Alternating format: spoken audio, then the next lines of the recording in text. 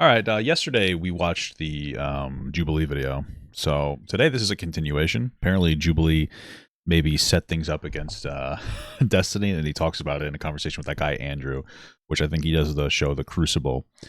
So if he gave him that heads up, that's a respectable move. But I'm curious about the conversation, man. Let's see if it's actually normal instead of like an insane asylum conversation like the Jubilee one was. That was insane. So let's go. They gave us a list of what it was that your positions are going to be. Wait, or what your prompts were going to be. Wait, when? I think it's That's funny. I mean, that kind of makes sense for them to do, especially since Destiny's very good at debating. And then this way they can at least give the opponent a little bit of a chance against them. sneaky to have like a coordination like that. This group who was doing this debate on this thing, right? A lot of them really knew each other pretty good, and they had group chats and things like this, right? Yeah, probably. They probably do. They probably do Jubilee fairly regularly. Well, they do. I've seen some of them on Jubilee every so often, which makes sense because like Jubilee is a big video, but it's a lot of content creators that want to do it. If you have similar political leanings, you're probably going to make friends with some people. And on top of that, they have the availability to like go there consistently. Like it can be difficult for Jubilee to pull people in if you're not living around that area, which I think they're in California. So, and they coordinated. Like they coordinated pretty closely on some of these attacks and the way that they were going to do the attacks. And so if you have the benefit of having the topics up front, which everybody involved does, you can kind of do some coordinating, right? And sure. So I think that if you have that many people who are kind of coordinating, right? They're kind of coordinating against a single person. I think that's cheating. I mean, not really. That's kind of what the whole point of that event is. No, like the whole point of that one is to do something like that. It's not like he didn't know going in. I imagine it had the same thing happened to Ben Shapiro. I guess I don't really know, but I would imagine like something similar was probably happened to Ben Shapiro. So that would be really, I guess, where the conversation for me is like, oh, did they do the same like with Ben, or was it different? I think that because that's not really anymore the idea of 1v20, right? 20 individuals with their own kind of individual takes and their own individual thoughts and their own individual. Instead, it becomes a coordinated got you strategy, right? It becomes a coordinated gotcha strategy. I wanted to, because we were on the Jubilee, I was watching it this morning, the release episode. And I don't know what your takes are on that, but that was not a place which was really conducive for debate. It was basically a place. No, it's a carnival. It's an event. It's a show. It's stupid, honestly. Like Jubilee does a lot of like this very performative like showings, honestly. So yeah, I'm not really surprised. That's conducive for shouting matches. So I kind of went through I don't know how to play this game anymore. Your take on this, and I'm actually still confused because I think it's important when you're debating with people, and I kind of bank on this, that I understand their worldview, or else there's no real way for me to even engage with what they're saying. So I was hoping we could just revisit that conversation and we could just chat about it. I'm not here to debate, bro, none of that. I just actually kind of genuinely want to understand the position. Well, that's nice. Debates are annoying sometimes. They can be fun and like bloodthirsty, but like that's kind of lame sometimes, no? Yeah, sure. What's the... Well, so this was maybe like... Where's the game at? Oh, did I never put the game back on the screen? That's my bad. Like 2 years ago, maybe 3. You were on a panel with Vosh. I don't know if you remember this conversation. I think it was on... Yeah, you're going to bring up the one about him calling Scalia a fascist, I think, and Bush a fascist, right? Yeah. Yep. And you kind of you went off on him about it, and you were saying, hey, look... this basically, and I'm paraphrasing, right? I don't remember the conversation verbatim, but it was something like, everybody on the left calls everybody on the right a fascist and a Nazi and a this and a that. Well, I think that was a lot more popular back then. Everybody was a fascist. Everybody was a Nazi. It's like the liberal who cried wolf. Because now you have like a legit, like Trump, who is fair argument that he's a legitimate fascist, especially considering he tried to change tried to change the direction of the election through an insurrection. But like it's been said so many times, I think that's probably part of what people are feeling. Like they're feeling a little bit of burnout. They're feeling a little bit of burnout on like these talking points now. That and like you basically kind of went off on him by asking him to just kind of define what a fascist even is, and he really wasn't able to.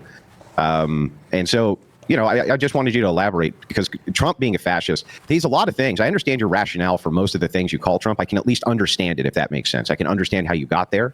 But not the fascist thing. That I don't understand. Sure. So I mean, like here's one thing I will say at the start. I feel like fascism is a very normatively loaded word, such that when people hear it, it just means kind of bad. Yeah, I agree. Yeah, so there's that. But I think that one of the reasons why I got mad at Vosh in that conversation about calling Scalia or Bush a fascist is because we call everybody a fascist. You can't really use the word anymore; it loses its power, which is where I'm at now, obviously. Because if I call anybody fascist, it's leftists have been calling everybody fascist for all the time or whatever. So it's like, okay, well, now it sounds like I'm right. So you're kind of in the same boat, right? Well, that's. I don't think Scalia or Bush were fascists, but when I think of fascist, the two prongs that I'm usually thinking of are the ultra-nationalist part and then the authoritarian part. And I view both of these things as being like hyper exaggerated. I mean, yeah, so like I look it up, it just says from Wikipedia, right? Fascism is a far-right form of government in which most of the country's power is held by one ruler or a small group under a single party. I think Trump would like to get to that point. I don't think it's unfair to say that he wants to have a considerably more political power. I mean, maybe you'd call him like a more of an authoritarian, but I could see fascist working just fine. Aspects or elements of populism. We can go into either peg of that if you want. Yeah. Yeah, well, to kind of start with, I feel like maybe sometimes we get hung up on definitions. Like maybe it doesn't matter if he's definitionally a fascist or not. Maybe what he's doing is extraordinarily bad and unhealthy for the country, and we can kind of like focus on that. Just wondering, and we had kind of touched on this a little bit at Jubilee, but have you talked to any of the third? Well, you have. You've debated with a couple of third positionists. I know. Politically Provoked set some up for you with. What was his name? I don't remember. I've talked to third positionists before, yeah. Yeah, you've talked to third positionists before. So, I mean, you have a pretty good grounding of what... I mean, these guys are like embedded in the ideology of fascism. Like they know it inside and out. Keith Woods, all those guys know. Have you kind of dove into any of that at all? Not really. Not what they say in particular, no. Yeah, so when they're saying fascism, they're talking about... The left can also have fascist beliefs. That's fair. Yeah, I'm sure that's true. About corporatism, which is the idea that the body of the state is made up of corporate entities, and that those corporate entities are there on behalf of the state and move on behalf of the state as the body of the state. And so that's what they mean when they say fascism. They're looking at what Mussolini and Franco's Spain meant by fascism. So I understand you might have your own definition, but maybe that's what I'm kind of trying to dive into a little bit. I mean, like that might be the case. I think maybe historically in the first parts of like when fascism was kind of a thing, I think that's how it was understood, right? Like I could be making this up, but wasn't the term privatization invented for like Hitler, like privatizing and then deploying like corporate entities in Nazi Germany or whatever for the state? I'm not sure if that's where the term privatization came from, okay. But I do know for sure that what fascism was, because they were all the guys who invented fascism came out of communist theory, and communism wasn't working for Italy, and fascism was actually a response to communism. And so that's the idea was to stop large trade. What is it, like arguably a little bit better? Slightly moving the dial into a more positive direction? Syndicates from swallowing up small trade syndicates, essentially. That's what, now that's an oversimplification, but that's kind of what fascist theory and third positionism is. But you just kind of... Well, yeah, it seems like we're having almost like a purist conversation about like what is fascism, which is fine. Like I understand you want to preserve, I only have so much gold I could use, that's stupid. You want to have like a more of a purist view of like what these things are to preserve the value of words. I get that. But personally, I think that you're probably better off having a conversation like, is Trump bad? I do think that he is bad for the country. He's very unhealthy for the country. It means something totally different by it, it sounds like. I mean, if any other political person had as many, had as a laundry list of how many horrible things they've done, you would be shitting down their throat right now. But for some reason, Trump gets passed. I mean, like I said, those are the two pegs that I judge it on. Historically, I might have had a different definition. That's totally possible. I mean, if somebody wants to fight me on the definition of fascism, I would probably just immediately concede because that's not the most interesting part to me. Kind of like how, like, if I'm debating somebody who wants to argue about communism, depending on how obstinate I'm being, I'm not going to start screaming at the person, well, actually, communism implies paperless, stateless society, so you're totally wrong. Because when they say communism, usually they just mean it's like really huge overreach of government and maybe like high taxes or whatever. So I just, yeah. You mean like the conservative spurgs who are like everybody's a communist and everything's a communist if the government's involved at all, it's communist, like that type of thing. So I probably I would just argue with people about, okay, well, what are you arguing? Like, is the government expansion bad or whatever? But it depends on the style of the conversation, I guess. Yeah. Yeah. So when you say, okay, so I think we're getting some clarification here. So you mean when you say fascism, your meaning is a historical standard which applies to authoritarianism and protectionism, right? Is that correct? Kind of correct? Yeah, kind of. Protectionism being like one of the legs of the hyper or the hyper ultranationalism or whatever. Yeah. Yeah. Well, how would you then? Because like a guy like Vosh would agree with this. He would agree that these are at least legs of fascism. And I think I would even agree that this could be considered a leg of fascism. If you're saying there's multiple pillars that hold up a fascist system, I think that authoritarianism and protectionism could easily be kind of related into two of those legs. But then how would you kind of push back against a guy like Vosh when he's calling basically all right-wingers fascists? Because they do want a degree of authoritarianism. I think leftists do too, to a degree. And they do want... what does he mean by like a degree of authoritarianism? Like what exactly does that mean? Like what degree, and what does authoritarianism mean? They do want to have some type of protectionism, at least tariffs. They seem to be for that and this type of thing. But... Well, yeah. Oh, I guess that is true, but that's like very low forms, like tariffs, depending if you're going to use them as like a bartering tool, not just to use them to bully other countries or to engage in like a like closed off country that doesn't engage with anybody else in a world economy. But I mean, everybody, like, I don't know what he means, like a little bit of authoritarianism. Do you mean like police? You know what I mean? The enforcement or advocacy of strict obedience to authority at the expense of personal freedom. Oh, I guess that'll. I mean, everybody has to take a little bit of an expense of personal freedom for authority, right? Like, that's what you have to wear a seatbelt in a car. Not everybody does, but you understand. You have to wear a seatbelt in a car, right? I think it's a fair, removal of personal freedom, but it's to ensure safety for like all people. So I guess everybody to a degree wants authoritarianism, I guess, but like I wouldn't call it a degree, like a little bit of that. You know, it's all comparative. What? I mean, isn't that exactly kind of what you were going off on him about, though, right? I mean, like the reality is every single thing in life exists on a spectrum. Whether you're talking about like, well, maybe not everything. I guess if somebody's dead, they're not. But like, we're talking about like mental illness, like how maybe that's the spectrum. Sure, I don't know. Like, anyway, go ahead. Like what is a democracy? Like a lot of people right now will argue. I don't know if you say this or not. I'm trying to like start an argument on this, but some people will say like, oh, America's not a democracy because we don't like directly vote on every single thing. It's like, okay, well, that's not really true. But or like, is a particular thing like authoritarian? Like authoritarianism exists on a spectrum. You know, if you were to go to the wandering tribes of the Middle East prior to the establishment of any states, like to them, every single government is going to be authoritarian because these people have ultimate freedom to do whatever they want, and anybody telling them you can or can't do anything is going to feel authoritarian, right? So, I mean, it all exists on a spectrum. So, I guess when I'm as an American citizen with an American tradition and history, when I talk about authoritarianism, my perspective is probably going to be compared to what I think the intention and the ordinary operation of the U.S. system is. I would say that Trump is an authoritarian, is what I would say. Yeah, so I can understand the idea of how you got to authoritarianism with the separate slave electors, this type of thing. I get that. Like, I can understand the rationale. But in this, I largely agree with you if you're saying kind of everything's on a spectrum. I can say the same thing about Christianity, right? There's Christian ethics. There's lots of people who follow various forms of Christian ethics, but I wouldn't call them Christians. And I don't think that they would even self-identify as being Christians because they wouldn't fit the other criteria which are necessary. And so I guess in this, when you're talking about fascism, if you say, well, these are two legs of fascism, I think I could even agree that that's true. I guess the only thing that I would want some clarity on is like, you wouldn't say Trump is a fascist, though. Like, just like I wouldn't say... I mean, maybe you wouldn't say exactly is a fascist. I mean, you could argue that that was part of, like, the performative nature of being on Jubilee. Like, Trump is a fascist, and it was kind of meant to engage in a conversation. But, I mean, he might be. I guess we don't fully know because we haven't seen it, but we have the warning signs, no? Again, like the insurrection. I'm going to mute the game, don't worry. The insurrection of the government is one of them. Talking about, like, censoring media and, punishing political opponents. He could be. He's closer than any other president I think I've ever seen in my time. You are a Christian because you follow some forms of Christian ethics, right? There would be other criteria there.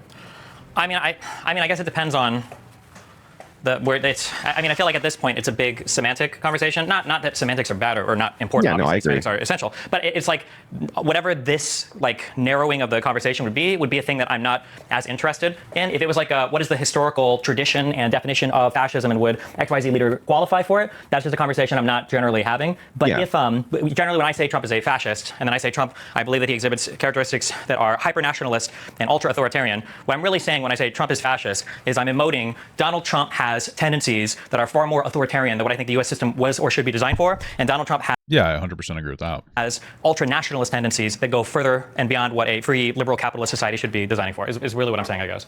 Yeah, for sure, I agree with that. It's also dated, like this whole concept of like we live in a more of like a world economy now. Things are changing. I understand people being like a little upset by that, but I mean it's kind of how the world is going, man. And once aliens attack, dude, we'll be happy we're a little more unified. Okay.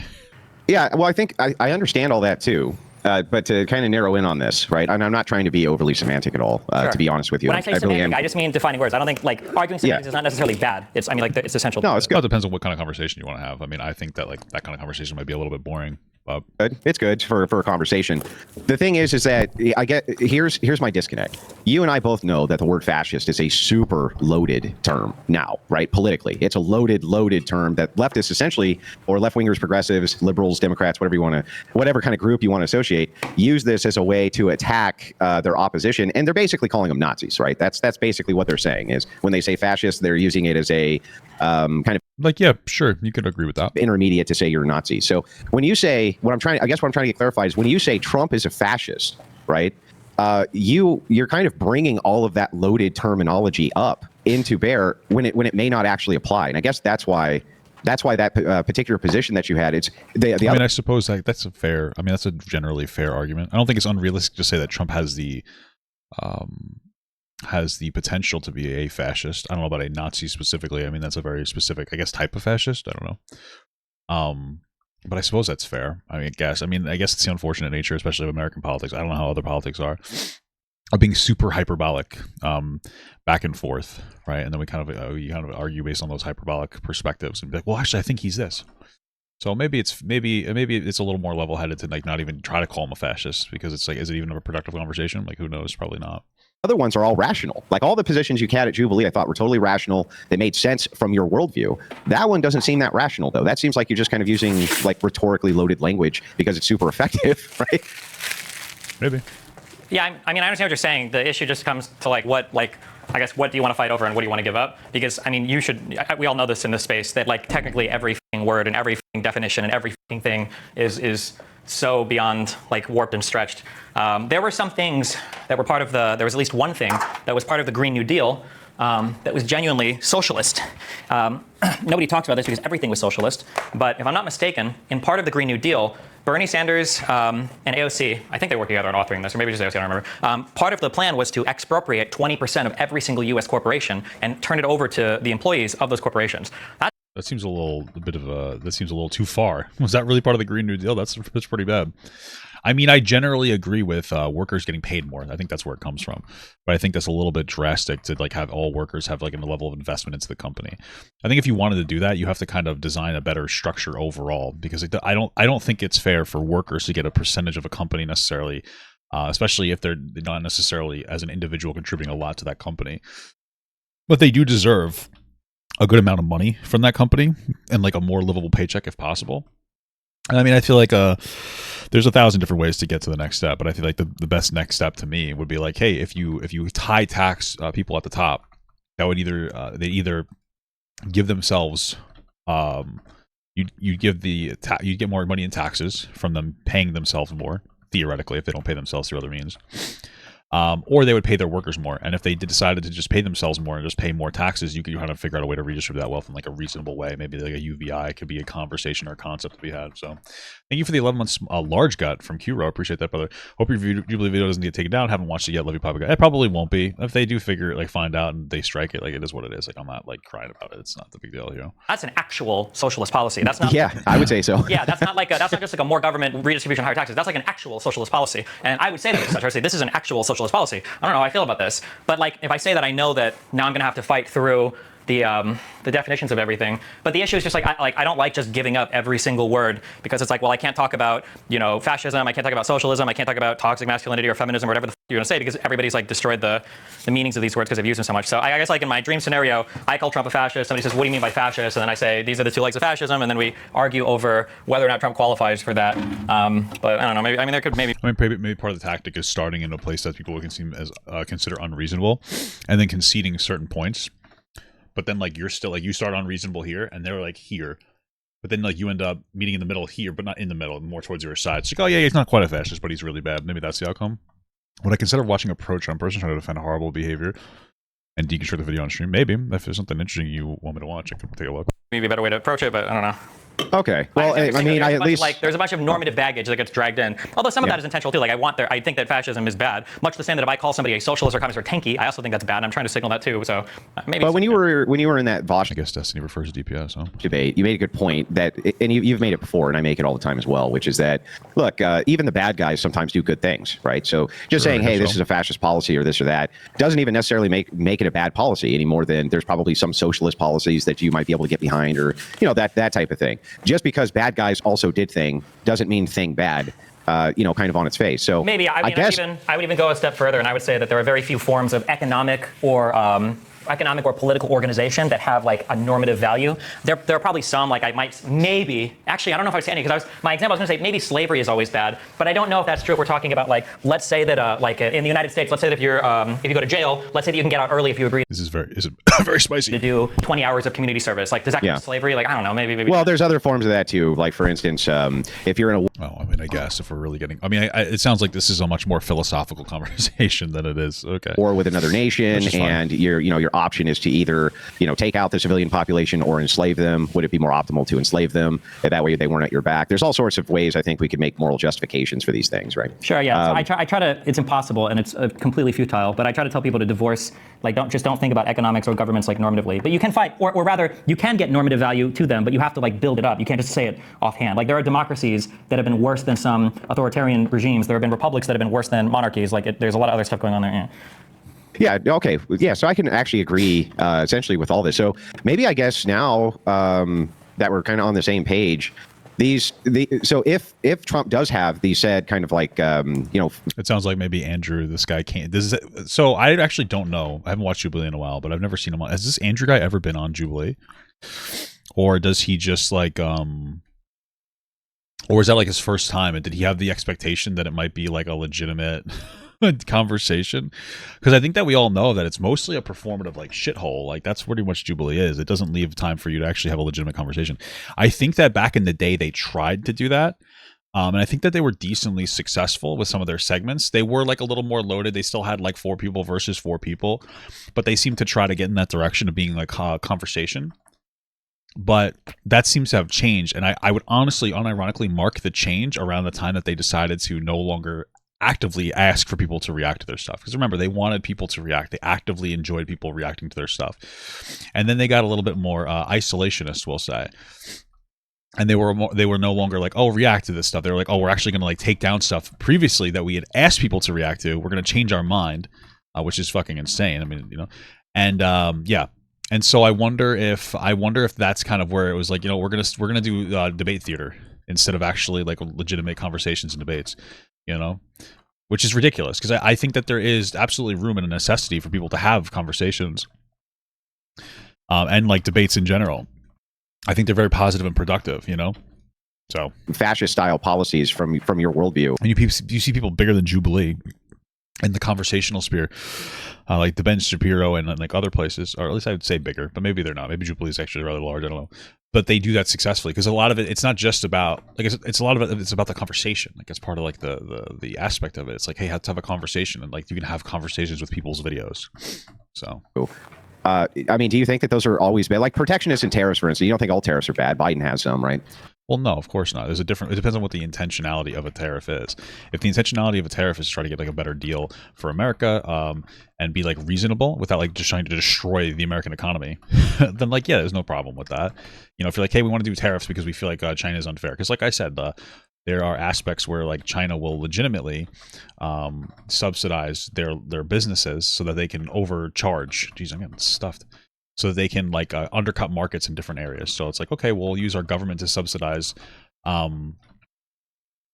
certain goods and services for our companies, so we can hopefully go in there, undercut the market. Those other companies will go out of business, and then we could theoretically prop up the cost again, and we can have like a take on like a global economy, or we could have like a level of control over that, even if we don't necessarily make money. And so like, yeah, you want a tariff against that because that's a shitty tactic. Or if you want to engage in like a trade deal and you want to say like, it's basically some kind of a trade war. It can be effective, but just like flat tariffs just to bring jobs back is ridiculous. Because like, even if the theory works, like, oh, we brought some American jobs back, what does that mean? Like, the job's coming to America, but like, is that job gonna, like, we brought back shoemaking from, I don't know, India or something. Do you think that like where they're paying $2 an hour, it's going to drastically increase the price of those shoes? And then on top of that, they're not even going to do that. Like they're not even going to, you're not even going to get a job. They're going to have factories, like automated factories, take over that labor anyway, and that's going to be rich people that get jobs. And we don't have good taxing on technologies right now and redistribution of wealth in a reasonable way that keeps up with technology. So it's not even really going to bring back American jobs. It'll just bring back more like corporate dominance in America. Thank you. I mean, which is, I guess, is better than a corporate dominance over in China, but at least goods are less expensive because they're shipped over to other places. Thank you for the $5. I don't know how to say your name. Is that say Uther Heartache? I don't know how to say it. It has like interesting language. I used to be a far right Trump supporter, but listen, I can't even read. Listening to you over the past few months has really changed my perspective, and I'm voting Kamala. Thank you. I appreciate that. I like that I've had that positive impact on you. Thank you so much, brother. And I mean, that's a form of protectionism. So there's some kind of threshold there, obviously, for when too much is too much, right? Yeah, so the issue, so we have to get into the weeds on like econ stuff, but the issue that I have when it comes to tariffs is that tariffs, when they're used, they do particular things and they don't do other things, and people aren't always honest about the things. Well, I don't think that tariffs necessarily help the economy in the short form. Like when you leverage a tariff against like China or something, what you're doing is you're saying, hey, American people, you're going to have to suffer a little bit as we war with China. And even when Trump was fighting, I guess he had a little bit of a tiff with China. He was using tariffs to go against them to, encourage better trade relations, which wasn't necessarily a bad thing. He was winning too. I don't remember the specifics, but I remember he was winning. I remember NPR was like, hey, he's winning at this. And I was like, wow, that's interesting. But it's not good for the American economy in the shorthand. If you're just like, hey, permanent tariffs, build everything here, that's not good for the American economy. That's bad for the American taxpayer. Right, so that's the problem. If that's his intention, it's not good. Things that they do and the things that they can't do. So then they lie about when they're putting tariffs on. So for instance, if somebody were to tell me we need to put tariffs on China when it comes to manufacturing microprocessors, because if we went to war with China, we're going to be fucked if they like pull the plug and all that. So if you want to say we should tariff to protect that industry, what you're saying is we need to have a tariff for national security purposes. Okay. Now that's a fine argument, and I agree with that argument. I think that's good. There probably are some things that we should manufacture at home in the event of war. However, if you try to pair that with saying, well, this is all going to be economically good at the same time, well, hold on. That's probably not true. If you're doing these tariffs for national security reasons, they're probably not also going to be economically beneficial. So you have to be honest about what we're doing.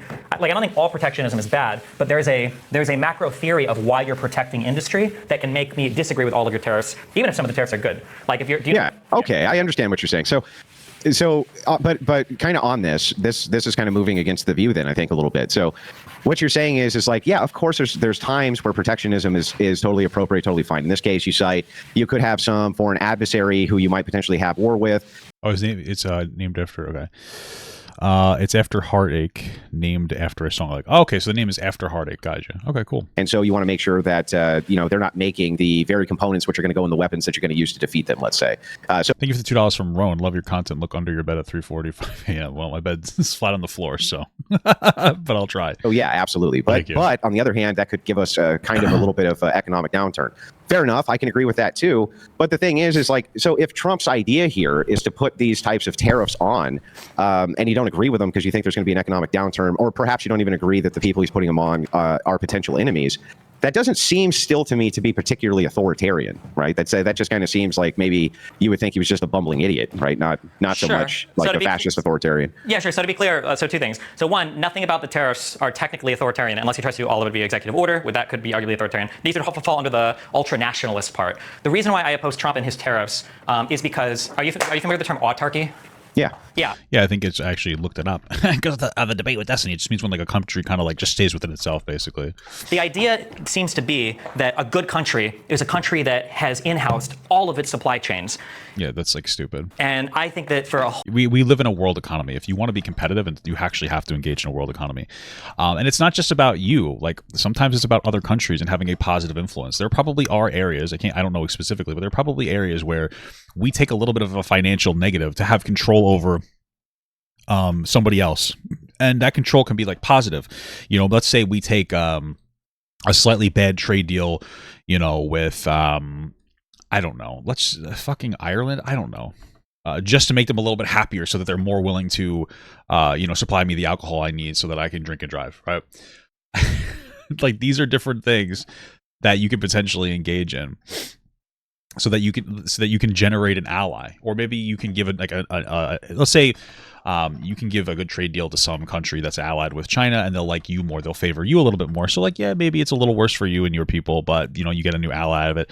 I'm sure that there's different ways that you can engage in that, and sometimes it's a good thing. It's not a bad thing that America has like different levels of influence and control over other countries. It's really not a bad thing. It's a very positive, strong thing. Whole bunch of economic reasons that's really dumb. Or I shouldn't say dumb. I just don't think that's possible, and I think it hurts your economy overall. And I think that all of Donald Trump's tariffs are built around this concept of autarky. So even if he does tariff some things, and I like would agree with why he's tariffing a thing, I wouldn't agree with any of the tariffs, because I would say, well, the place that these tariffs are coming from is not just, it's not like a theory that I would agree with. Even if he might do something, I think, oh, this probably could be beneficial though in the long run or whatever. Okay, yeah. So I think I understand that, and that's rational. That's rational to me. The reasoning behind it makes sense, whether I agree with it or disagree with it. It totally makes sense. But then with the idea, though, of the two pillars that you're using here to call him a fascist, the tariffs and protectionism that you're pointing to then doesn't seem like that would stand as as one of those pillars, because it doesn't seem like he's doing it from a position of some kind of authoritarianism or even a consolidation of power, but just maybe perhaps from your view because he's a bumbling idiot and doesn't. Yeah, I mean, I guess it's more of a populist perspective. It's like my understanding of populism, and I could be wrong. You guys can correct me if I'm wrong. It's just appealing to like popular concepts that people like that aren't necessarily good. So I guess those may not necessarily be that. Understand economics, right? Well, no, the authoritarian stuff is going to come from the centralization of power into the presidency. These would be on the, like I said, these would be on the nationalist side. Like there are going to be some policies that you take that might be nationalist or ultra-nationalist, and then there are going to be some things that you might take that would be authoritarian, but not necessarily like nationalist. Well, let me make sure I got it right. The two pillars again. The first pillar is authoritarianism, and the other one is like hyper-nationalism. So like here's an example. Yeah. You might argue that you're kind of familiar with DACA, right? Yeah. I think you could argue that DACA is a type of authoritarianism, right? Where the executive, Donald Trump, is using with wide discretion some immigration measures that are given to the president. I think it's called TPS, maybe Temporary Protective Service, in order to basically legalize a form of immigration that he couldn't legalize from the Congress. We could say that that might be a kind of authoritarianism. You're grabbing more power for the executive branch. But is that a form of nationalism to be using the authoritarianism to get more like immigrants protected in the country? Probably not. So that would be like a form of authoritarianism that's not really a form of like nationalism or hyper-nationalism, right? Well, wouldn't the form of nationalism just be based around kind of the idea that the person is doing something which puts the nation above all other nations, right? Something akin to this?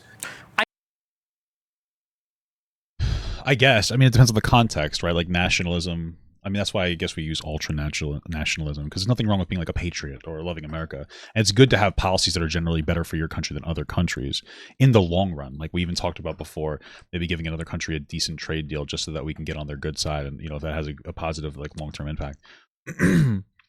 But I think it's more of like, I guess a policy that is like overly, I guess. So pro your country that it's anti another country in a very negative way, or even so pro your country that you're anti, like you're hurting your own country in a certain way, right? I mean, like 20% flat tariffs across the board would be devastating for our economy. So that could be, you know, you could consider that an aspect as well. I mean, you could say that, but I feel like at that point we're broadening the definition so much that you could make anything into anything, right? Yeah. Okay. Yeah. So I think that's fair. So maybe if we usually implies some form of like native protection, native being non-immigrant, and usually some shared ethnic character, not necessarily racial, but some shared ethnic character. Yeah. Yeah. Hey, thank you so much for the medium gut. Welcome. Oh, thank you for the medium gut. Sure. Or Kaio what?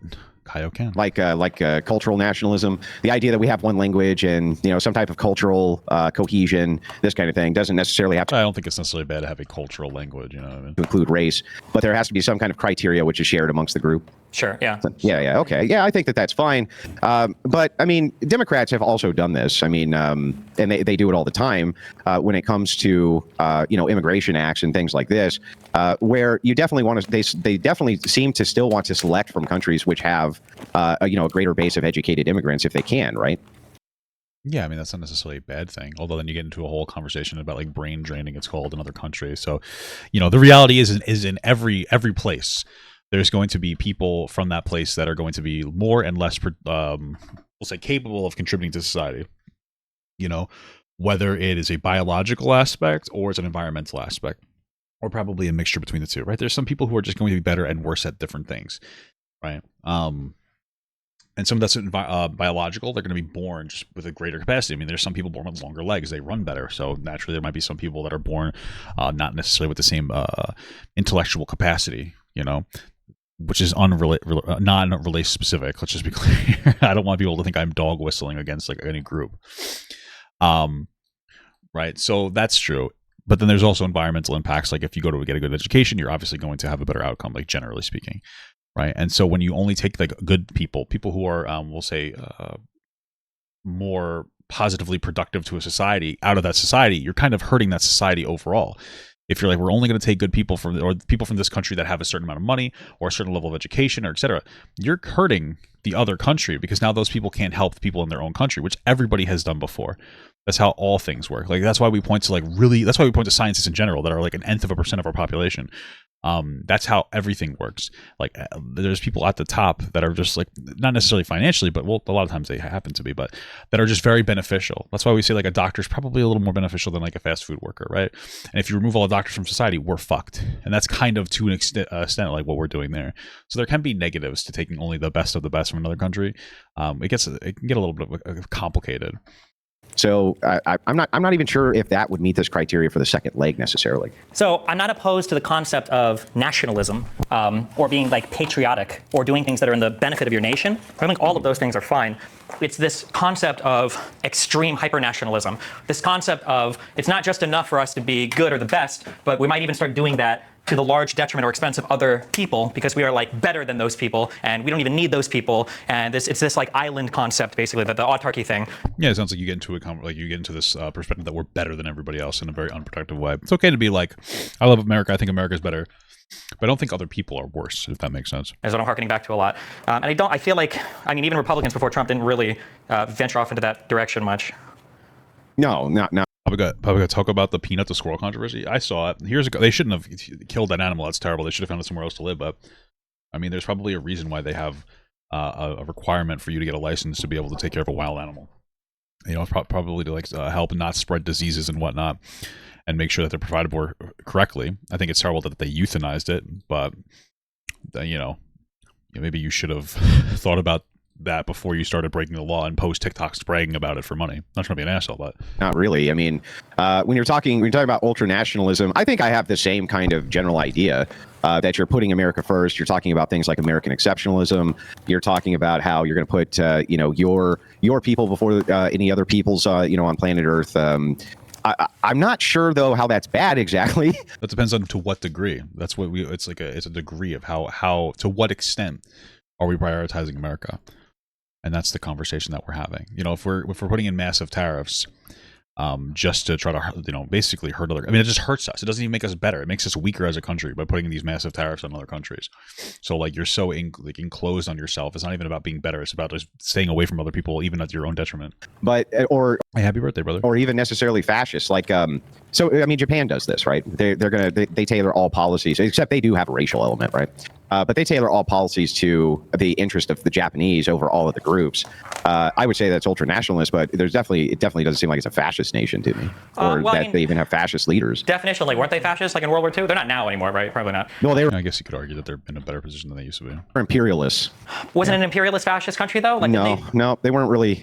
Again, so this is where we get into the kind of semantics that I'm trying to avoid. So it doesn't get too pedantic, right? Okay, I'll ditch fascist then, because maybe, but they believe like in the racial superiority of the Japanese ethnic group over every other like Asian population, like in the when they were doing like the except when they want my tourist money, America. Sino-Japanese war and everything, right? Like, that was, for sure. Yeah, for sure. Sorry, okay, that's what I'm going to say. So maybe not fascist in the World War II definition of such, but okay. Yeah. But I mean, most definitely. I don't think they are now, though, but they still have those policies in place. Yeah, they might. I'm only saying they might not because I disagree, but I don't know. But they might. But even if they do, I don't care. Well, they basically just don't take in immigrants. So the Japanese, like the Japanese idea is to keep Japan Japanese. Yeah. I don't like but I don't like Japanese stuff. Like I'm not a Japanese person. You're not an otaku?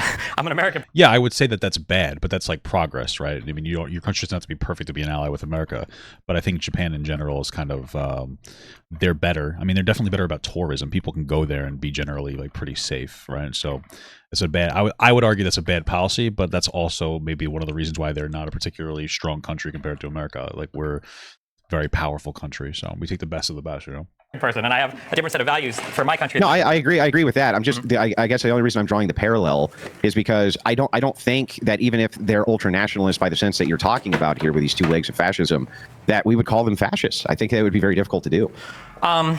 That's probably true, but remember back to the beginning of the conversation, when I say fascist and I define this as like ultra-nationalist and authoritarian, I'm saying with respect to where like American democratic liberal capitalist values are at. So like there might be things that Japan does that are like arguably our good friend state Israel, right, has like immigration policies that work for Israel, and I would say could be justified for Israel. But if we were to do the same thing in the U.S., I'd say, hold on, this is not good. That we shouldn't be doing these types of policies. I can understand why this country might do it for different reasons. Maybe Japan has good reasons. I would say probably Israel has like decent reasons, but I don't know if the U.S. would have like the same type of justification. So then it really does come down to if you had other nations who had the exact same policies, they're not fascist policies. But if our nation introduced those policies, they would be fascist policies. Well, they might be fascist policies still, but maybe they're like a little bit more justified to some extent. Like in the case of Israel, I mean, it's such a complicated conversation, right? It's difficult to talk about Israel, but like I can understand to an extent why they would want like a higher priority of Jews living there, because it was a state that was founded after World War II.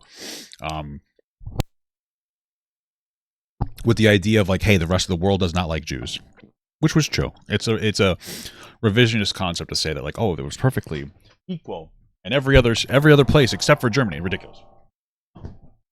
No other European or Middle Eastern country liked Jews. Let's just be real. They were just genocided. We didn't even join the war to help Jewish people. That just happened to be a consequence of it. Let's be real. So they're like, hey, we want like a nation of our own. Now we can move up to today, and now we have like the Middle East was constantly attacking them in different reasons, not to help Palestinians, just to be clear, just to dominate that area, because back then that's what was happening. And them having a right back then to want to prioritize Jews as like their top group of people doesn't justify them, you know, killing 40 times the amount of people that died on October 7th. It's to a point where it's very easily argued that it is like a genocide. That's why it's a complicated conversation. But you can somewhat justify or understand like why they would want a priority of Jews, considering that. Maybe not anymore, you know, but things are. But like you would look at the context and go like, okay, I can understand why they would want A, B, C, D, X, Y, or Z. Because they're against what you consider the spirit of Americanism to be. Yeah. Like, so it's not really a defined concept then, or a hard concept. It's just basically like not what you consider non-American idealism or not in the spirit of American idealism is fascism. Well, it just depends on what your specific reasoning is for it. Well, I mean, like the thing is I feel like every kind of political concept is rooted in the history of the country, right? Like if I were to be an American Christian and I were to go to, you know, the strictest places in Afghanistan, which is all of Afghanistan now, and I would say, wow, women wearing burqas, this is disgusting. Women shouldn't be forced to cover up like this. Like, that's gross. And then that very same Christian could go to, I don't know if in New York it's legal to walk around topless. In New York, she might say, this is fucking disgusting. Like, I have children here. Why aren't these women covering up, right? Is she like a hypocrite because she wants like women to look one way in one country, and in another country she thinks they've gone too far? No, but that would be the idea. Well, it's an extreme example, but I do understand what he's saying. Like what?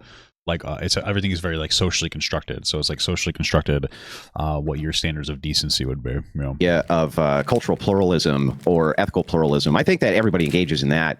So I'm just kind of willing to bite the bullet on cultural pluralism or ethical pluralism. Wait, can you? I'll give you say that. Yep. What does that mean? I don't know what you mean. Yeah, I'll give you an idea of this. So in Christianity, we follow the Ten Commandments, right?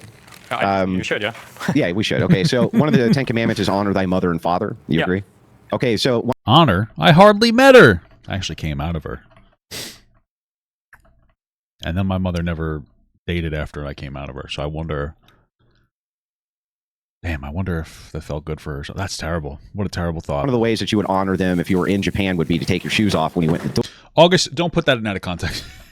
But not in the. Actually, you should do. That's what he said. The United States. I thought it was a little funny. I was a little funny. But now I'm thinking about my mom in a different way. I should call her. States. So is it dishonorable for you to not take your shoes off because other Christians take their shoes off? The answer is no.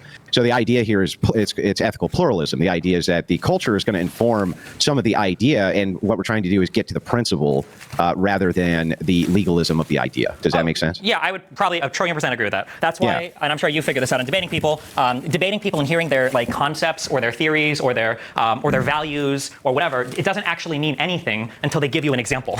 Because it's once you get examples, you're like, okay, this, when you say that you think that families should be free to make what they think are the right decisions, to one group of people, that might mean I should be able to deny my child to get blood transfusions because I think that this is an evil. And for another group of people, it might be I want my 7-year-old to have hormone replacement therapy because I think they're trans, right? So both these people could have the same, theoretically, a similar sounding set of principles, but until you hear the examples, you really have no idea what they're talking about. So. Yeah, that's fair. That makes sense. Yeah, well, and the idea is to adhere to the principle. So it's the same in Christianity, or almost all ethics. Even utilitarians, I think, would agree. Okay, we have a principle, but there's more than one way to get to the idea of the principle, and so there's more than one way to walk down the path, essentially, for this kind of ethical view. Because human beings are infinitely complex, and there's many different ways to honor thy mother and father. My neighbor's going to do it a different way than I do it. It doesn't mean that they're wrong.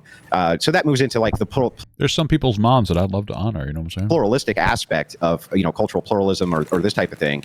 Christianity has always embraced this. I'm sure when you were in Catholic school. It's kind of funny. Like, I'm just thinking about this now. A while back, I made like kind of like a joke. It was like a half joke. I'm just being real. It was fun. What happened? Did something wrong that happened that you need mod? I'll give you mod. All right. A while ago, I made like kind of like a joke on my YouTube, whatever. I made like a joke, and it was a joke about how you should look at a woman's mother to see if like the mom's like good looking, see if you'd fuck her. Because if you would, like, you're the girl you're dating might look like them one day. And I made that joke, and I made a joke about like that. And my mother-in-law saw it. She downloaded TikTok, and all she gets are like my videos in her feed because we live locally to each other, which I think is part of it. And like, she watched them, and one day she's just like, I don't know, it was just like it was an uncomfortable conversation because I asked her, I said, "Hey, Mom, do you want to like go on like a date?" And I was being like silly, but I wanted to take her out somewhere, and she's like, "No, I don't want to." She basically said she doesn't want to go on a date with me or go out with me because she was like I think she was a little worried I might have wanted to fuck her. So it was just kind of funny. Something similar to this was explained. But again, when we're talking about this, if I am to say what a Christian was, like let's say we said it's somebody who says Jesus Christ is their Lord and Savior, right? Something really broad like this. That's still pretty definitive criteria for what we mean when we're saying Christian. And so we know what to rule out of that. That's like a whole lot of people we get to rule out immediately. I think that kind of where your analogy fails here is, yeah, I think that if they go and they see a burqa and say that's disgusting, but then, oh, hey, you have to cover your boobs up, they're still adhering to the same principle. And so in this kind of idea of fascism, I think they're still adhering to the same principle that you find. Why rip August? What happened with August? Is she still here? Disgusting. It's just that you kind of just say, well, it's just kind of basically based around the cultural aspect, the cultural pluralism of the adherence to the principle. Americans find it disgusting, so I don't like it. I should probably make August a mod, but then it'll make 3 women mods. And then I'm never going to beat the tipster allegations at this point, But for another culture, fascism might be okay, right?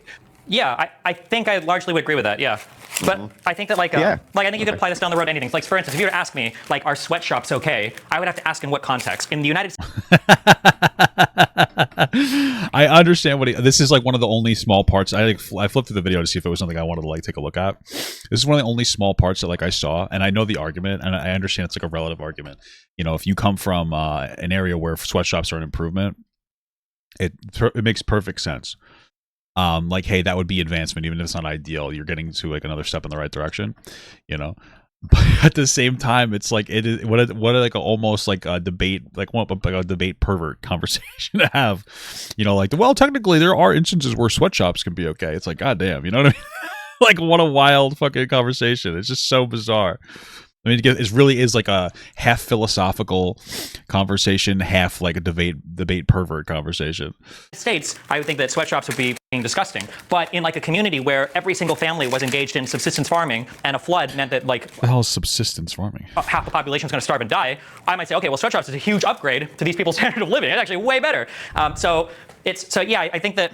I don't know if I would be like fascism or like modes of government as these like defined, fundamental, like axiomatic things. I think that you get like a whole bunch of statements and values from them, but then you have to plug in a whole bunch of other concepts that are more relative, basically, right? So like a liberal might say, like a capital L liberal might say like, oh, like freedom of the press is really important. And then somebody else might say like, oh yeah, we have great freedom of the press here. You can say things to your family members and the government won't even come and murder you for it. And it's Jesus Christ. It's like, okay, wait, what, do you have like newspapers and like that? Like, no, all the media stay around. But I'm saying like you're never going to be executed for saying something to your neighbor. And I'm like, okay, well, so you might have like the same value system there, but then you have to plug in, I think, like what ultimately end up being, I mean, I would argue, obviously as a atheist, hedonistic atheist, whatever, I would argue that that all of these things are relative to the cultures that they exist in. Yeah, well, I understand the cultural relativism aspect. Again, that's rational and it's reasonable to me. But if you say like well, yeah, like that would be why we would have better, or I would say better standards or different standards here, where we would have like higher expectations of taking in immigrants or higher expectations of taking in refugees, unlike maybe Japan when you compare to them. Because I think that we do. I mean, we are the world police. We've decided to be so. We should be the world police. If it's not us, it will be somebody else. We should do it. I think we have a responsibility to do it. I want to take on the responsibility of doing it, because it is one of the leading reasons why we're the most powerful country in the entire world, right? But we should take refugees in, because the reality is that we have a negative impact on other countries. Okay, whether it is us destabilizing other governments, like Haitians, I believe, is an example, and them coming here and being like, hey, we need some help. We kind of created the problem. But then on top of that, it is what we talked about before, the brain drain. Like if we're taking only the good people, the people who are smarter or richer in other countries, they're not fundamentally better people, but there are different experiences that they have that would make them, quote unquote, more valuable to society. If we're taking those people in and like only those people and we're prioritizing those people, we're kind of fucking over the country's ability to grow and expand in and of itself. And so maybe we do have a little bit of a responsibility taking refugees, Democracy, right? When you tell people, okay, this country is a democracy, you're clearly talking about a very crystal clear criteria, right? There's not that much movement which is allowed in there. It's like that means that the people are participating in the form of of whatever type of government or law that they want. The people are choosing that by some methodology, usually voting. I think that almost everybody would largely agree to this. And so I think you would agree to it too. And so if I said this isn't a democracy, you know exactly what I'm saying, what I'm talking about instantly. You know that I'm talking about people not having any ability to participate in their form of government, essentially. But with fascism, I feel like that's kind of we're not there with this, right? This is kind of a different thing you're talking about. So I feel like with that democracy thing, I actually would super disagree with that. I think that when we say democracy, I don't know if there's an agreement on what that means or what that is. I would look to like reading through a lot now the Federalist Papers. I can see that there were so many arguments made for different parts of the government or how they should function or what's too much or what's not enough or what's an appropriate check and balance or should the people be voting or should electors be voting for president or hang on real quick, Destiny. What the are you doing? Just so I know. I don't know what you're doing. A bunch of people are asking, like, what is he doing? I'm like, I don't know. I have a studio that I shoot all my podcasts in, but for the election day, I'm going to have I've got a second room here, and I'm creating like a secondary studio room here for the election day. So I'm just setting up like you're doing live coverage? Yeah. Oh, awesome. Okay, I'm sorry. I didn't mean to derail you, dude. Go ahead. No, you were talking about democracy. Yeah, I think that... I don't know if this is a good thing to say, but I think I might kind of like this Andrew guy. Is that a bad thing? He seems like a nice guy. I mean, I can imagine if they get into their actual beliefs that he might be a little bit unhinged, but he seems like a decent guy at least. I think that what a democracy is and what it's for is actually, I think that's actually a really complicated question. Like, for instance, in a democracy, let's say that you have 90% of ethnicity A and 10% of ethnicity B. Should ethnicity A be able to vote for, should they be able to vote to enslave ethnicity B, right? Some people would say that that's democracy, right? But then, I mean, obviously you've got that, I don't even know if Ben Franklin said it, but there's that quote of like 2 lambs and a wolf or 2 wolves and a lamb or whatever. Some people fighting say, over what to have for dinner.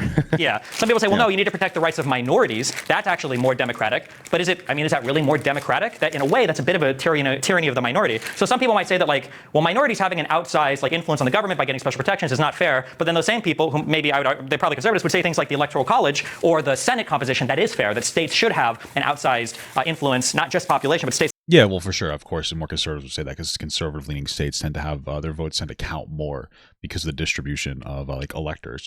Like a big state like New York, my vote technically counts less proportionate to the amount of population in New York than another like typical like probably Florida is a good example. I mean, I imagine Florida, like, because of the number of electors that we have. So my vote is worth like a little bit less than a vote in like Florida from like a federal perspective. So I think that like, I would disagree heavily that the idea that like, what is the... Andrew has some unhinged beliefs. He's just pouring on the cordial here because he's been banned from DGG since January. That's funny though. That's actually very funny. That's so funny. Democracy, that's like a super crystallized concept. I think they're still fighting to this day over what a democracy should be or what it looks like. I don't know if everybody... Well, I think if you said a republic, I would agree with you. If you said what is a republic, I think that would be harder for the... I think that would kind of be a better descriptor for all of those things. Like in a republic, where people have the right to vote, are we going to protect minority rights, the rights of women? Are we going to protect this? Are we going to protect that? We have constitutional constraints. What sort of republic do you want? But I think democracy itself is just basically people voting for a thing that they want. I mean, I I don't really know what else it would be. Well, I mean, like, let's say that we do a vote. Let's say there was a referendum in the next election on not only are you voting for the presidential candidate, we're voting to enslave the other half of the population. So whoever wins the popular vote gets to take the other half as slaves. Like, would you say that's democratic? And then, yeah, probably not. Yes, why? Yeah, so that would be, I guess that would it be technically democratic? Because everybody gets to vote on it. I mean, what's the pure definition of democracy? Is it just people getting to vote on things, you know? Because a democracy can use democracy to vote democracy out doesn't make it less of a democracy. That's still like that would still. But would that be an effective democracy? I guess is the conversation you'd be having there. Be the democratic process, right? Yeah. So why was he on the Destiny blacklist? I guess is the question, because he's very white. But would what exists afterwards, would that still be democratic? No, I don't think that would be. So, like I said, I think you can use democracy. So you could go to the people and you could say, how about you vote away your right to vote? Right? And they all go, okay, sure. And they do that. Well, now they have no more right to vote, right? But they use their right to vote to do it. Yeah, I mean, that would still be a democracy. I wouldn't see how that wouldn't be a democracy. Well, I guess it wouldn't be any more because they voted their democratic powers out. So. Sure, I guess I feel like what if you did have a right to re-vote on that every 4 years and you were just a slave for the 4 years while you were waiting for the next election? Yeah. There are ways that we can kind of work around these, but I think at the end of the day, I really do think that what a democracy is, that's a very I feel like it's a very abstract concept. I think at its root, democracy is really just saying that the people, and that's a very broad term. Even that, right? Are black people people? How early you go in the U.S. Do women count as people that vote? Or what about do non-citizens count as people? Democracy in the very broadest sense is citizens having their will represented in the country through some form of ballot. Yeah, I agree. It's the idea that citizens have their will represented and can somehow participate. So I think that the broadest, most charitable kind of definition I can give would be that as well. But I still think that that's still a very particular criteria that we can apply to things. When we're talking here about fascism, that doesn't seem so. TikTok is so annoying. They pulled down my videos down for a non-originality. It pisses me off. Clear to me in this. It just seems kind of if it's just an abstract concept, then anything that anybody does which could meet these potential two legs, I could just kind of call them a fascist. And I don't think that that's getting at the spirit of what you're saying. I mean, you can. I mean, at the end of the day, a label is just a label. Ideally, it's a jumping point for further conversation. But I mean, if you want to say that, then theoretically you could get more reductive. So theoretically, there's a world where Stephen never calls somebody a fascist, but instead I just say, well, these people are actually they're ultranationalist, hyper-authoritarians. And then you come in and you call me and you're like, hey, I want to talk to you about what ultranationalist means. And we could have this exact same conversation where you're like, okay, well, ultranationalists exist in this culturally relative vacuum, and you shouldn't be saying ultranationalists. You should have said, say, X, Y, or Z or whatever. And then it could get reductive from there, right? Yeah, well, and with that, again, I'll kind of just grant this as being true as well, because I think it is. The thing is, though, is in that case, I think if you were to run around and call people that you politically disagreed with a bunch of hyper-authoritarian ultra-nationalists, that people honestly wouldn't care that much. They'd be like, okay, well, that's a somewhat nebulous meaning, this and that. But if you say fascist, that brings up all the loaded baggage which comes with the word fascist. And so that, I guess that's... Well, I mean, that's kind of the point, though, isn't it? It's supposed to kind of wake people up and be like, oh, wait, what the fuck am I doing? I think that's kind of the intention a little bit there. Ultimately, what I'm getting at is that... Hey, happy birthday, by the way, Velma. Happy birthday. It seems to me like you want to, and I do this too. We all do this, right? So he kept talking about Destiny's ex-wife over and over around the time of the Red Pill ARC divorce. Oh, well, that's one of the things I didn't like, or I don't like about Andrew. Is I see him on whatever podcast a lot, and I don't even know if they probably still go. They're probably doing well. I think they're probably one of the more successful ones. I think the Red Pill sphere is it's just so annoying and unproductive and pathetic. So when I see some 30-something-year-old guy going on to a podcast that's usually 18-year-old girls and debating them, they're fucking amazing. It's a great productive conversation. I'm like, wow, this is super fucking cringe. That's usually what it is. It's always a round table of a bunch of guys bring on girls and then berating them for being OnlyFans whores. And it's like, okay, and then trying to make it seem like that's all women. And it's like, okay, well, you're bringing on OnlyFans whores that don't know how to even defend themselves because they're stupid as shit because they're fucking kids, basically. They're legal adults. I understand that. But I'm fucking 34. You think you're a kid. You're 18, 19, 20. You're a fucking child. And then you're like, oh, look how much smarter we are than them. Yeah, anybody could be. That's one of the fucking problems, So to be totally fair, but it seems like you're pummeling that label on there specifically right now. Because of the it's on there right teeth. now. I would say that people who have bad teeth, some of them could be affected by diseases, and that's terrible. Most of them probably just don't take very good care of their teeth, right? That makes the most amount of sense, right? It's I find it to be cringe just on its face, Oh, he's in his 40s. Yeah, it's come on, I just find it pathetic. Go look at that. Those are the people you're going to debate. It's obviously you're gonna destroy these losers. Excuse me. Let me be nicer. You're obviously going to win against these people. They don't really they're they're young, they're kids. They don't have, like that's the it's like the same thing as like Ben Shapiro going and debating like kids at a fucking like at a college campus. And in Ben Shapiro's defense, he doesn't only do that, right? But it's like the same thing. It's like, what are you doing? The loaded baggage that it has associated with it, especially with Nazis, right? And that's the purpose of it, rather than necessarily due to authoritarianism or trade agreements or tariffs or any of those types of things. Yeah, and I think I said that earlier in the conversation, which is, I guess it's technically a little at ends what I said, where I'm like, people should divorce the normativity from their like economic labels or whatever.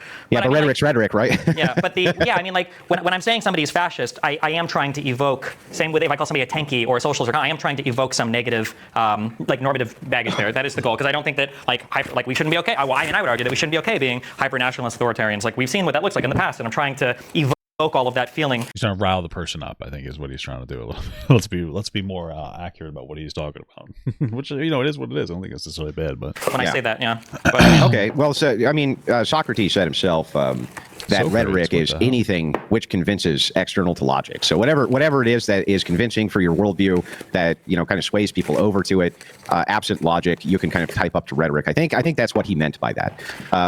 So I mean, at least I can kind of understand now a bit more the rationale if you're kind of with the admittance that, hey, you're right, it is somewhat nebulous, and it could be okay, these policies in other nations other than this, but this doesn't really conform to Americanism, and I'm using the label because it really puts a negative light on Trump. I mean, yeah, is that a fair assessment? There, that is a much less of a bite, right? Much the same that if you're like expanding income retribution to such a level that it's hard to achieve. I mean, basically what we're saying here is that it's a debate tactic to go this far. Although, again, I think that Destiny probably maybe a little bit agrees that at least he has the markers of being a fascist, but I guess to an extent it's like a sensationalized rhetoric in order to kind of rile people up into one way or the other, to get them into more of a conversation of thought, or getting more into a conversation or a debate. Right, it's not necessarily like a thought-provoking claim, or at least not the way Destiny does it. Which, by the way, I'm not against it. I mean, Destiny is a shit thrower, but considering at least the online sphere, I mean, like, I think it's necessary to have that, because conservatives online at least are shit throwers and fucking like psychotic. Economic prosperity as an individual in the United States is not good. It's easier to just call somebody a communist or socialist, right? Yeah. There's a reason. Yeah. Well, and to bring the loaded rhetoric with it, right? Like, you commie, right? That's very helpful. I agree. But it does contend. It's a bit contentious with the idea, though, of, like you said, political normativity. So it doesn't seem like the purpose of it exactly is to necessarily fight against the idea of fascism, but more it's the idea to. Thank you for the $2 from That's Crazy. Long time viewer, first time gooner. Incredible. To just kind of go after Trump because you don't like Trump, right? Yeah, I guess to bring it back to 2 points I made. So one point I said earlier that there's tension between now is I said earlier when people discuss like these particular perspectives, they should be it should be dispassionate and unnormatively loaded, right? An authoritarian is an authoritarian, a democracy is a democracy. It's not necessarily good or bad. It just depends, right? On other values. When I'm in like debating when I'm debating something over somebody being better or worse, then I think that you start to bake in more normativity when you're making statements. Like if I'm arguing against somebody and I'm bringing up the point, this guy wants to do this. Like even if that was a purely logical. Wasn't Andrew the one who pushed the Destiny Lawrence Southern baby rumor? I don't know. I didn't know about all that's going on, Statement, right? If I were to say Kamala wants to increase taxes on the top 1% to 99%, right? In that statement, even if it's not there explicitly, there's normativity baked into it. I'm arguing against her and I just brought up a policy, it's probably bad, right? Yeah. Like if I was arguing with somebody and they were like, tell me, okay, talk to me. You don't like Trump. Like tell me about Trump. And I'm like, Donald Trump had a rich father. Your assumption, like you would hear that as me saying, Donald Trump having a rich father is bad. And then if you were to say, well, wait, what's wrong with that? And I go, oh, nothing. I'm just like stating a fact about Trump. You're like, what the fuck? What do you mean you're stating? Well, yeah, you're obviously going to there's going to be some kind of like emotional loading behind most of the things that you say. Like there's going to be some assumed position.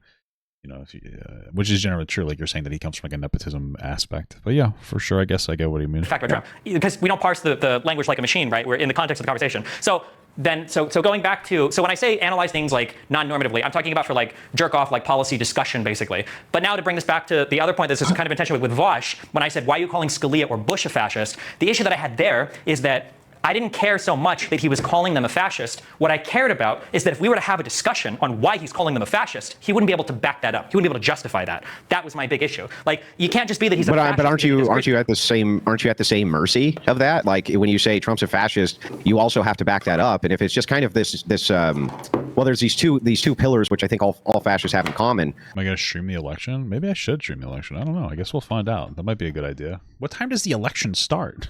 I got to go vote. That's one of the things. I think even like third positionists would agree that those two pillars could exist. But then if you say, from a cultural relative or cultural pluralist position, I can see why other countries do that, and I don't even actually have a problem with it just here. You would kind of be at the same mercy Vosh was at, wouldn't you? I don't think so, because I think that the conversation that you're talking about right now, and I'm just reiterating this for you and the audience because it sounds like I'm attacking, but I'm not. The discussion we would have would be one of semantics, where we'd be saying, like, well, what do we mean when we say fascist? But the conversation that I would be debating. When does the election coverage start? Like, that would be the conversation. Like, it's obviously going to be Tuesday. No? And like, when does it start? When does it end? Sean, would be one of substance, where. And also, like, how accurate would it be? I don't know if I will. Maybe I will. I don't know, because like, I don't know. Would I want to sit there all day and do that? I don't know if that's something that's necessarily entertaining to me. Vosh would say, well, no, so what Scalia is doing is ahistorical. Yeah, of course I'm going to go vote. When my wife gets home on Tuesday, we're going to... Why would you cancel raid on Tuesday so people can vote? What the fuck? Oh, August is in here? All right, yeah.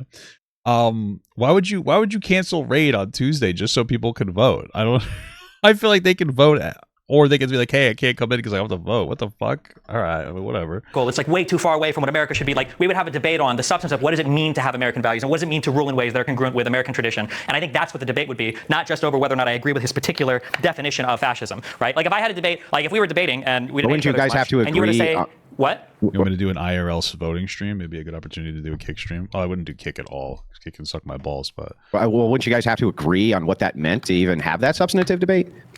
We could, but if Vosh were to just say, it would really depend on the conversation. But like, this would be the same with you and me. If Vosh were to say, well, when I say fascist, I just mean he's conservative, then I would say, oh, well, I think that's a dumb way to define fascist, but okay, I probably agree with you, but that's just a dumb way to define it. Then we would have a semantics debate. But lines are long as fuck. Oh, maybe they will be long. That's all right. We'll see what happens. I think with Vosh, we would disagree on substance, I think.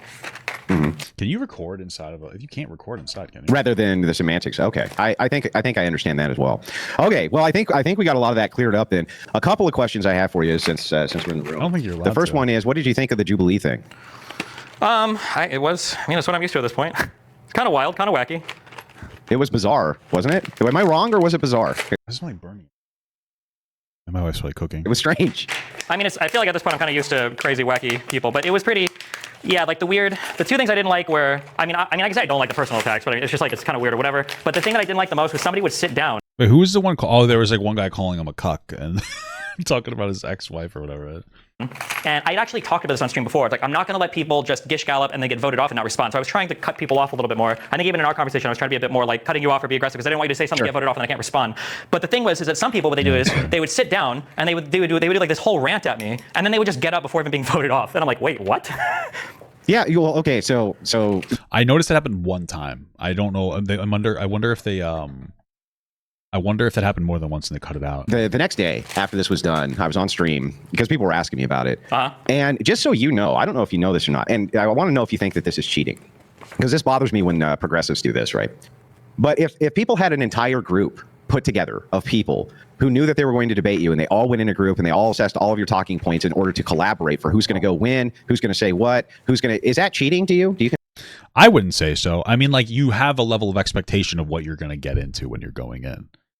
Right. So like Destiny goes in knowing he's going to have to deal with a shit show of like 1 versus 25. That's why he that's why, I mean, Destiny's good at debating. So that's why he was effective. I'm like, yeah, I would expect him to try to fucking sit there and plot a little bit. I wouldn't say it's necessarily cheating. Consider that cheating? So I'm going to be a huge outlier here, and I would say that in almost all circumstances, I would say probably, yeah, maybe it's not in the spirit of it. I would say that for me, it's not in the spirit, right? Yeah, that not being in the spirit of it, that might be true, but like I don't necessarily. I mean, it's debate prep, right? You're prepping for a debate. That's what they're doing. They're prepping for a debate. 2, 1. You would do that in any other scenario.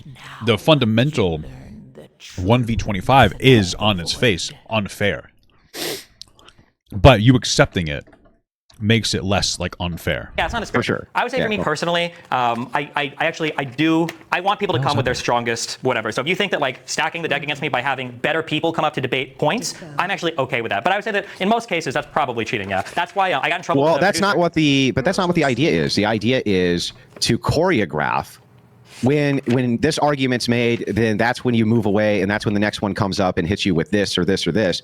That's, I think, beyond what you're talking about, which isn't just, here's Destiny's arguments. Make sure you have good arguments when you show up. That's fine, right? Neither one of us would disagree. That's fine. But isn't the other, I mean, how's it in the spirit of it, man? It just seems like it's such slimeball behavior to me. Yeah, I mean, I would argue that, like if you came and you knew, because I leaked the prompts beforehand, which the producer got mad at me for doing. But my goal was... Why would the producer get mad? Is it like, well, listen, people have good arguments, fucking bring them. Why not? But they told us the prompts beforehand, the producers. When? They gave us a list of what it was that your positions are going to be. Wait, or what your prompts were going to be. Wait, when? I think, well, so I wasn't even supposed to be there, right? So I was out in Santa Barbara. I was shooting a whatever episode, and I got a call. So all he does is whatever episodes. It's so fucking lame. Hey, if you're in the area, you want to come over and do this? And I said, yeah. And they didn't tell us who it was. Andrew must have been like on a list or something, or he must have been there before for them to like have him considered. But it was very obvious. It was clearly obvious that it was probably. Wait, where did this happen? Where does Jubilee? Are they in California or Florida? Going to be you. But they did give us a listing of the prompts, of what the prompts were going to be. Or I'm asking, like, did they give you this like the day of, or was it released beforehand? It was released beforehand to us. Oh, weird. Okay, because when I went over them on stream, they emailed me and they were like, "Hey, like, don't leak this. Like, we're not supposed to tell anybody." And I was like, "Oh shit, I didn't realize that." Oh, they were probably talking about more of like the public, but sure. Maybe I misinterpreted that. Maybe they just didn't want it leaked for the public then, and not for other participants. Yeah, for us, we signed an NDA to not leak those. So. That's so funny. I doubt that they had Destiny do an NDA, but it's like just funny that. It's possible that it was just supposed to be for the group, which I think that's fine. Like, we need to know what the hell we're debating, right? Yeah, okay. But I think it's a very different thing if there's like a collaboration because these groups know each other and I don't know. It just seems slimy to me. That's all. Sure. I mean, like, yeah, it would have been better if they were less like unhinged statements, but I mean, you know, what are you gonna do? Yeah, well, they just became shouting matches.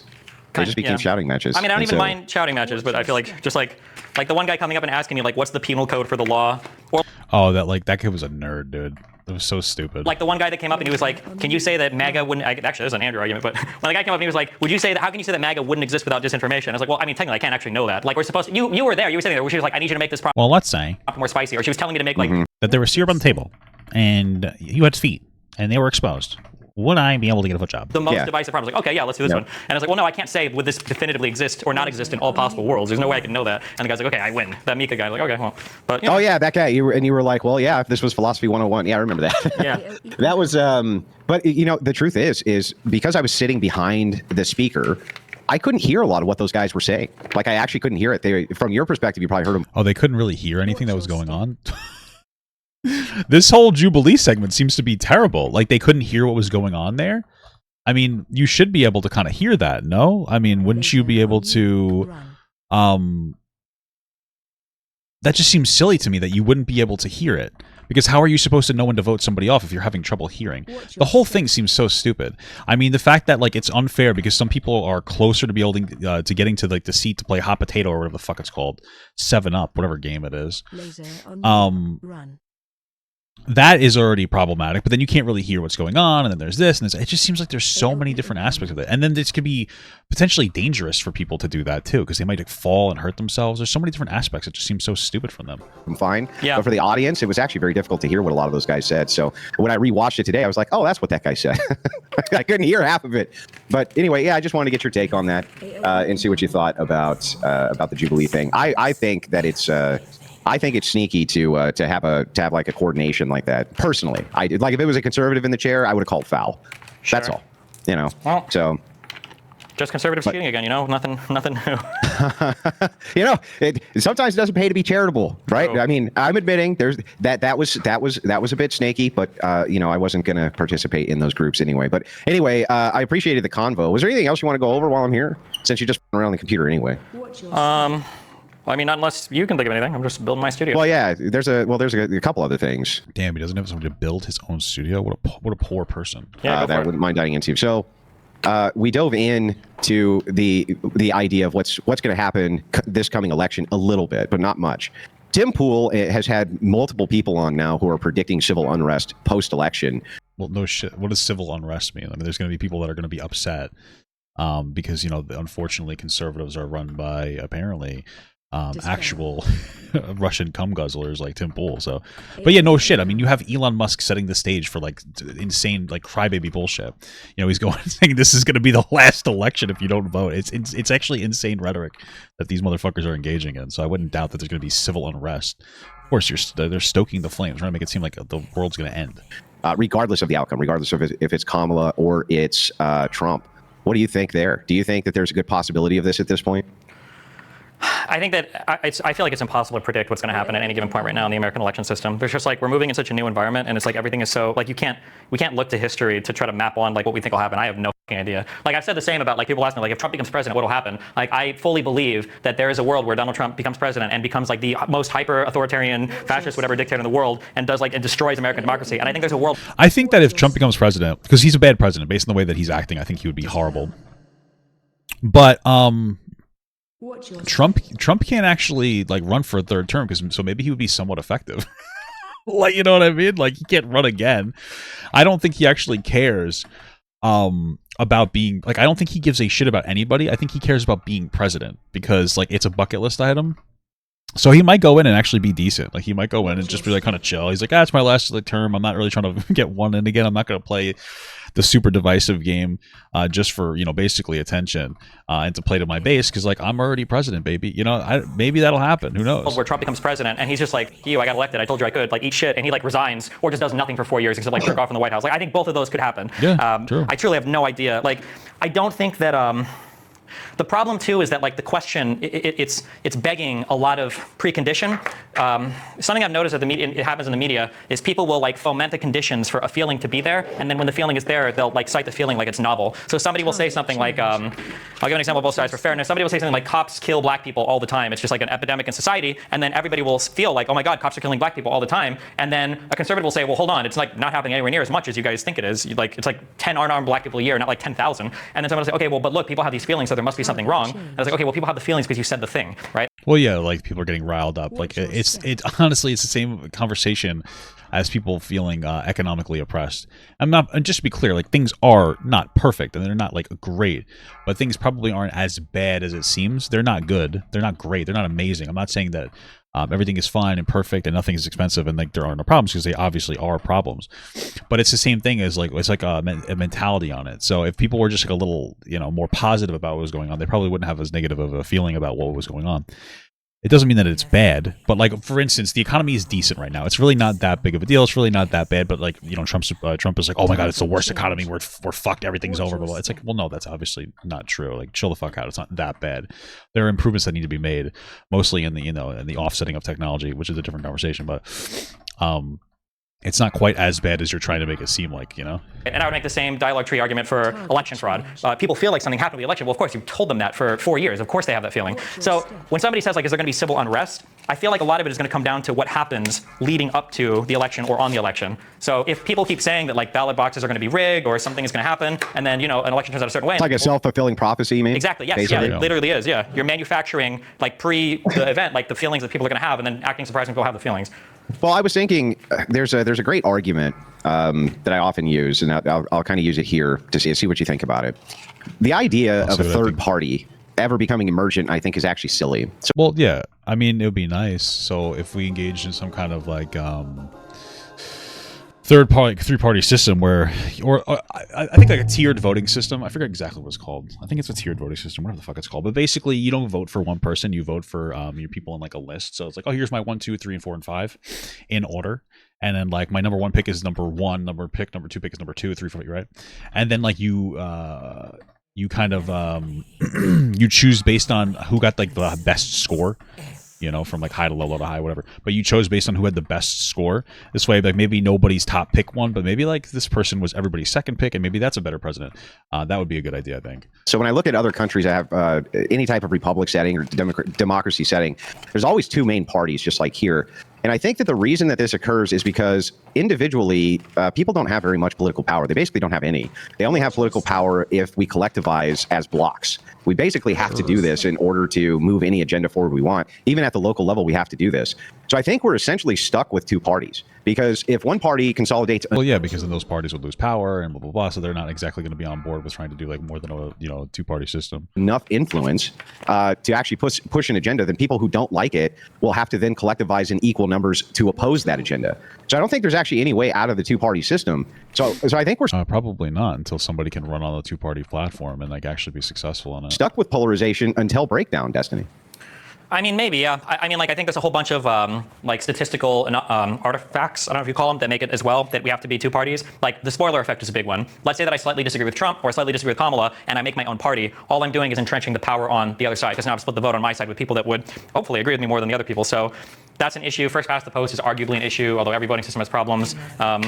Our Congress is arguably an issue because we don't have a parliamentary system. Like, I don't know, yeah. I don't necessarily. But even in those systems, it usually just comes down to one party which has enough influence that if another party wants to oppose it, they have to collectivize in significant enough numbers to do so. And so it just kind of always ends up being this two-party thing over and over again. It kind of makes sense why. Yeah, because you have to have enough of a block to oppose something, right? Yeah, but I think that one of the nice things about, I hate that I'm saying this Huey guy convinced me a little bit. One of the nice things about having more than two parties, even if we had like a four-party system in the United States, I think it would be greatly improved, because a four-party system would cause each of the two main parties to change a little bit so that they don't lose too much. So, like, let's say, for instance, let's say you thought Kamala was too far left, or there are a lot of people right now, maybe not you included, but a lot of people that might not be happy with Trump, but honestly, like, you might not like Trump, but you might even think that Trump, the insurrection was real and all that, but voting for a far left government, voting for Kamala, that's a tall order for, like, a principally conservative person. That's a really hard thing to do. So, but if there was a second conservative party to vote for, there's two good things that happen. One, you can still vote conservative, but you don't have to buy into the crazy conservative guy if you don't like him. But also, two, it might moderate the view of that crazy conservative guy a little bit, because now you'll lose a ton of people to the other conservative party. Same thing on the left. Yeah, I mean, that makes sense. There are two left parties, right? If you feel like your person's going too far left, well, they've got your vote no matter what, because you're not voting conservative, not in the United States. But if there's a second left party, it gives people another option, and it forces people to moderate a bit. I feel like having four parties would help a lot, but who knows? Maybe we run into it could, but maybe five. I would say that the five-party area, you know? I guess the argument that I would make against this is if you take a single issue like abortion, one side literally thinks you're murdering babies, and the other one thinks that they're lunatics, right? It's actually pretty simple, right? One side literally believes you're murdering children, the other side thinks you're not. It's right. It's like it breaks down to this. If one side gathers in, well, yeah, and I would imagine, I feel like, and maybe I'm wrong, that conservatives aren't quite as radical on abortion. But you know, they have two parties to choose from, so they're probably like, well, you know, I think most conservatives are probably like, I'm not a big fan of abortion, but it should be legal, but like restricted to like first trimester, I don't think is an unrealistic thought of like what most conservatives feel. But at the same time, you know, they're gonna vote with the party that they feel like will be a better representation of them, which is gonna be like the conservative party. And so, like, if there was another party that was conservative, they might be like, yeah, you know what? Like, I'm okay with this abortion thing, as long as it's like fairly, as long as it's like decently regulated. Enough influence to then say, okay, we're going to push the agenda through to murder babies. Then that's the rhetoric from from the other side, right? Then it seems to me that necessarily everybody who doesn't want to see babies murdered are going to then collectivize in order to oppose this party that believes in baby murder. Right. So I don't see a way around it, because they would have to have enough influence to stop that agenda, which means it would have to equalize. Right. So it would have to be at least 1-to-1. Sure. I think that the challenge for people when they think about government is there is no like catch-all, like this is the best system that solves for every problem. I think probably the beauty or the niceness of the American system is that it seems to have been able to incorporate a huge diverse set of viewpoints, and somehow we all function as the same government through like a dispersion of power, through different states, through different bodies of checks and balances, through the instruments of some rights and others. Like, but that's just like part of our ongoing. That's part of our like. It's just part of the thing, right? Like the problem that you're talking about there. There's no. I don't think there's like a solution for. I don't think there is. No. Yeah. Yeah, I don't think there is. And so when I talk to the the third party voters, I think at the local level it can be done. Right? Very local level, by the way. I'm not even talking at the state that might be a good place to start level, because that seems to be influenced by federal politics as well. But at your very local level, I think that you could possibly have a breakdown this way. But I don't see how it can be done at the national level, because a single issue that a party proposes that has enough support would have to have enough support on the other side in order to smack it down. So it's going to collectivize the power in the hands of a couple of blocks. I just really don't see a way around it. Yeah, I think one of the biggest issues, something I used to talk about a lot, One of the biggest issues is we became, I guess you could argue there's a downside of globalism, or maybe a downside of actually the internet, is we became like a really big international or national community to where you can exert, you know that locally you can exert a high degree of influence, right? Like you have a much better chance of reaching an agreement with your wife than you do with your mayor, than you do with your governor, than you do with the president, right? But the problem is that the only thing that people are interested in right now, unfortunately, are the things that people have the least control over, right? Most people in the United Well, yeah, I mean, that's probably why people typically don't vote in local elections as much, even though that's going to have a pretty big impact on your life. Probably a bigger impact than the president's going to have on your life, realistically speaking. But most people don't look at it like that, and they don't vote locally. That's a problem. United States have a stronger I typically do, you know. opinion about AOC. My wife is pretty adamant about local. Well, my wife is more adamant about local voting than than anything else. So. Than they do about their local mayor. So, like, what kind of world is that? Like, how do you get people to feel like they're empowered to advocate for change? Who calls Kamala the far left? Trump. I think that's the point he was making before. To have like control over their local politics when they don't know anything about their local politics and they're just obsessed with the national level that probably doesn't even really affect them as much as they think it does. But that's a whole like cultural internet related issue, and I don't even know how you begin to address that because nobody wants to see it. I don't even know if it can be addressed. Right? Some of this I think is just a burning fire that has to burn itself out. There's nothing anybody can do about it at this point. There just really isn't much that can be done. So, with this whole context that like this guy is just doesn't want to, he wants to get unbanned so he can talk to Destiny more. It just makes this conversation so cuckolded a little. Like, is he really this reasonable? Oh fuck! I just dodged this. Is he really this reasonable, or is he just does he just want to be able to? Does he want to just be able to like debate with this guy again? Well, like for instance, let me give you an example.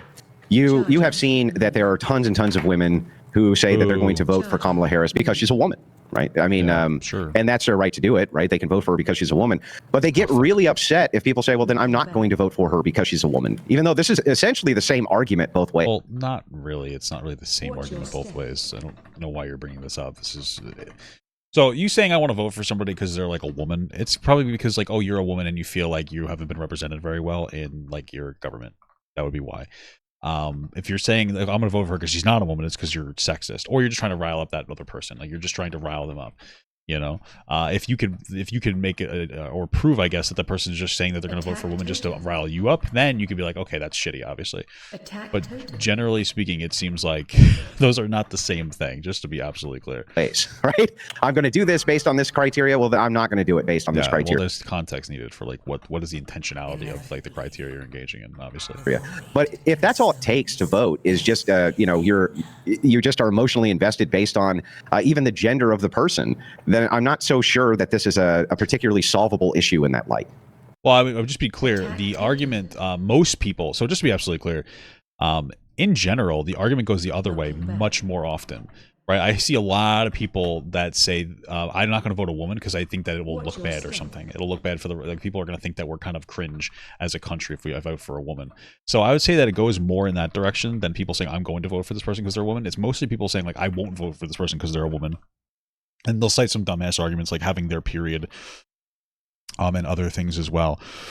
Right, so I say this is more of an issue with people like not voting for women because they think it'll look bad, even though we're the strongest country in the fucking world. Do you think I give a shit what Russia thinks about like our president? No, like Russia's a bunch of pussies. I don't give a shit, or the country itself is, not the people, obviously. But suck my balls. Well, I mean, yeah, I mean, you have to. I mean, again, sometimes the solution that we're looking for isn't necessarily like a quote unquote solution. What we're really just looking for is something that can hold the tension, right?